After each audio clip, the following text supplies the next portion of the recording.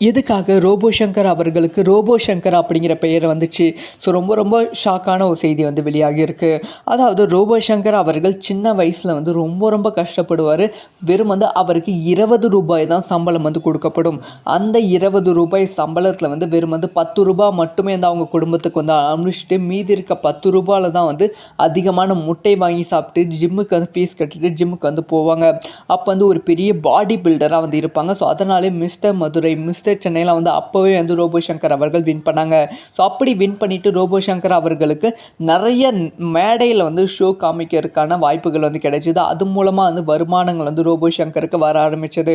அதனால் மேடையில் வந்து ஷோ வந்து காமிச்சாங்க. அப்போ வந்து உடம்பு ஃபுல்லாக வந்து க்ரீஸ் வந்து பூசிப்பாங்களாம். அது பார்க்க வந்து ரோபோட் மாதிரியே வந்து இருக்குமா, ரோபோ கலரில் வந்து க்ரீஸ் வந்து பூசிப்பாங்க. ஸோ அதனால் வந்து அவருக்கு வந்து ஒரு பேர் வந்து வர ஆரம்பித்தது, ரோபோ சங்கர் அப்படிங்கிற பெயர், ரோபோ மாதிரி இருக்கனால.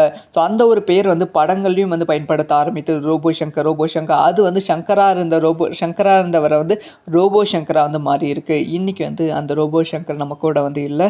ஸோ உடல்நிலை பிரச்சனை காரணமாக ரோபோ சங்கர் அவர்கள் உயிரிழந்திருக்காங்க.